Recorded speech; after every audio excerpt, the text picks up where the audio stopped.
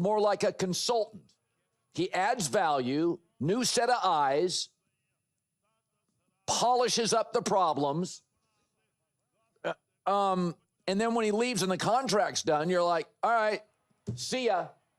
Nobody sheds tears. Nobody cries. This is not family. And that's the downside to mobility.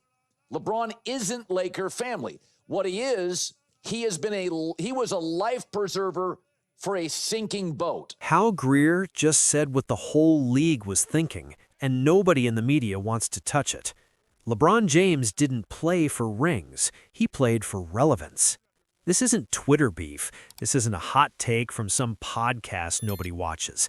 This is a Hall of Famer, someone who bled for this game before branding even existed, calling out the most marketed athlete on the planet. And what he said? It's not on ESPN. It's not trending. It's being quietly buried in 2025. He chose his brand over his legacy every single time.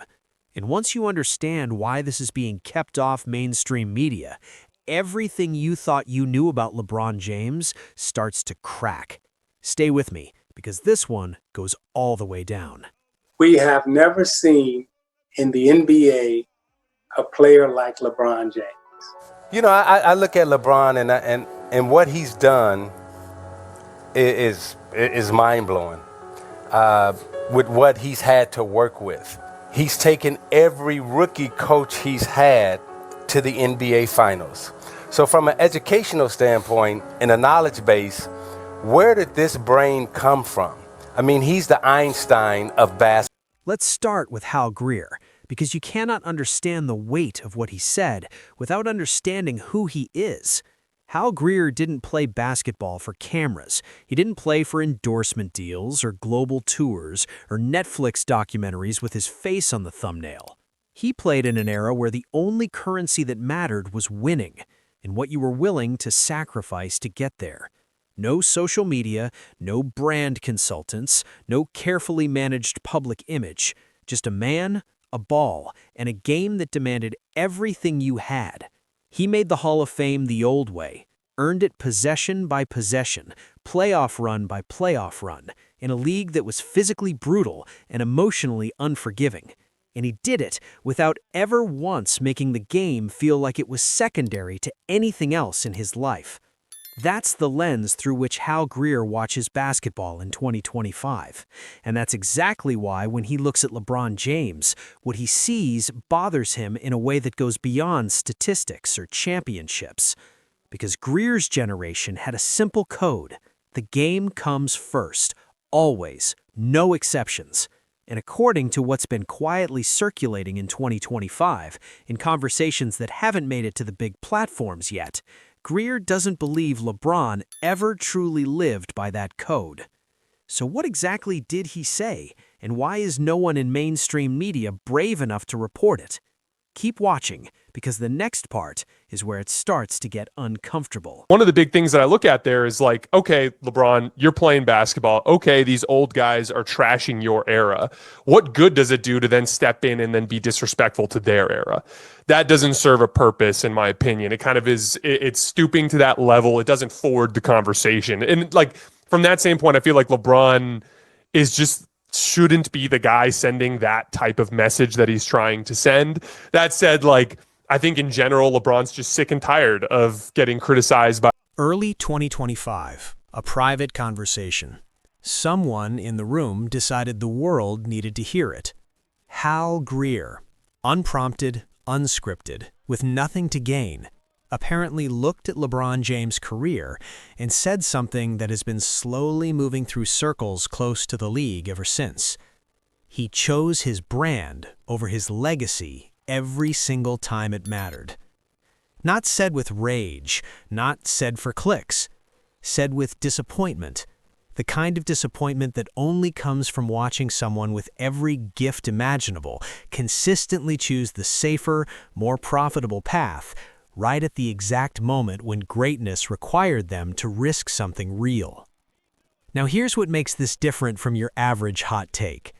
Hal Greer isn't a media personality playing devil's advocate for engagement. He's not a former teammate with unresolved locker room issues. He's not a rival trying to rewrite history in his favor. He is an elder of the game, a man with zero incentive to lie, a man who, by every measure of basketball legacy, has already secured his place in history and has absolutely nothing left to prove to anyone. When a man like that speaks, quietly, privately, without a camera in his face, you listen differently. And what he's pointing at isn't talent. Nobody in any room, in any conversation, is questioning LeBron's talent.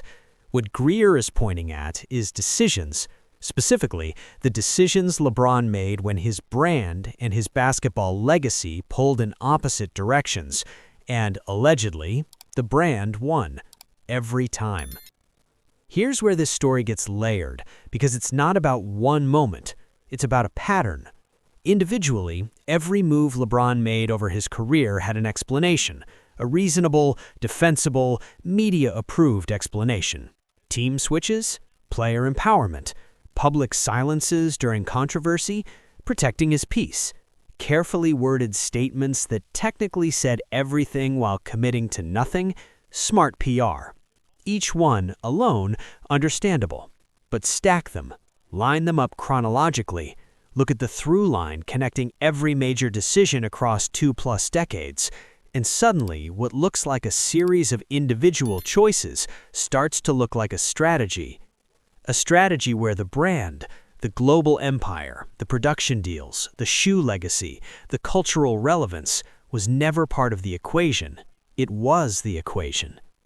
And the basketball, according to what Hal Greer and reportedly several other old-school figures who haven't gone public yet believe, the basketball was the vehicle, not the destination.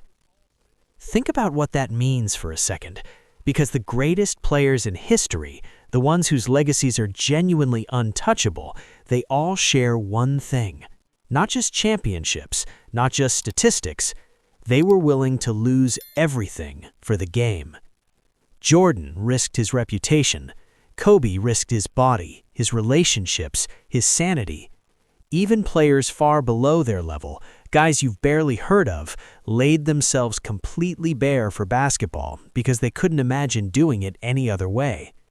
In Greer's quiet, devastating suggestion in 2025 is that LeBron, for all his brilliance, never quite got there.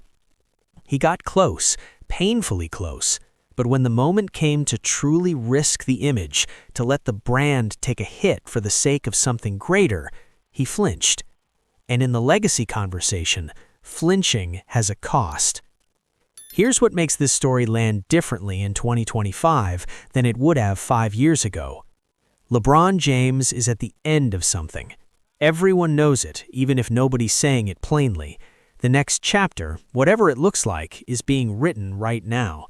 And the basketball world, specifically the part of it that remembers what the game looked like before it became a global content machine, is quietly asking a question that his inner circle absolutely does not want answered publicly. When it's all over, what did he actually stand for? Greer's generation could answer that question about any player without hesitating. You could point at any man from that era and say without blinking, that man stood for this. Winning at all costs, loyalty to something bigger than himself, the game above everything. With LeBron, the answer is more complicated. And here's the brutal truth about legacy that nobody in sports media wants to say on camera. Complicated is not a compliment. Complicated means there are layers, and layers mean there are doubts. And doubts in the conversation about all-time greatness are permanent. Michael Jordan's legacy isn't complicated. Love him or hate him, you know exactly what he stood for. The man was pathological about winning in a way that cost him relationships, cost him peace, cost him pieces of himself he never got back. And history loves him for it. LeBron's legacy? In 2025, with Greer's words circulating quietly through the league's old guard, it's starting to feel like the version of greatness that was always one decision away from being truly undeniable, and somehow never quite got there.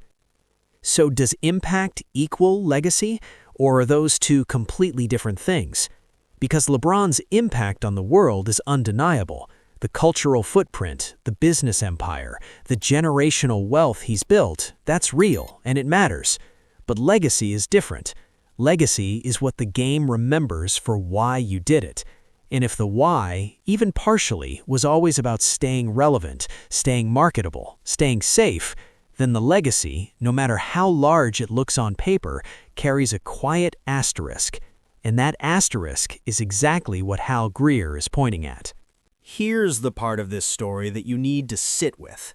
This conversation, Greer's comments, the old-school whispers, the quiet unease among people who've watched this game for decades, it's not hard to find if you know where to look in 2025. It's moving. It's spreading. It's being talked about in rooms that don't have microphones. So why isn't it on the major platforms? Because the machine around LeBron James is one of the most sophisticated reputation management operations in the history of professional sports. When a narrative starts forming, it gets redirected. When someone talks, it gets managed. When a story gets legs, someone, somewhere, quietly makes sure those legs stop working before it reaches the front page. And most media outlets, if we're being completely honest, have a financial relationship with LeBron's orbit, whether it's through content deals, access, advertising, or the simple reality that LeBron drives traffic and nobody wants to lose that. So a Hall of Famer saying something real and uncomfortable about the most famous basketball player alive, it gets filed quietly. It gets described as old school versus new school to soften the edge. It gets buried under the next highlight reel, the next business announcement, the next carefully timed positive story. But it doesn't disappear. And in 2025, with LeBron at the end of his playing days and the legacy conversation becoming impossible to avoid, it's getting harder to bury. Hal Greer said what he said, with no camera, no book deal, no angle. And that authenticity, that's exactly why it's spreading. So here's where we land. LeBron James will finish his career as one of the most decorated, most visible, most commercially successful athletes this sport, or any sport, has ever produced. That's not up for debate. The numbers, the titles, the cultural weight, it's all real. But Hal Greer's words, quietly circulating in 2025, raise a question that's going to follow the LeBron legacy into history, whether anyone in mainstream media addresses it or not. When the moments came that truly defined greatness, the ones that cost something real,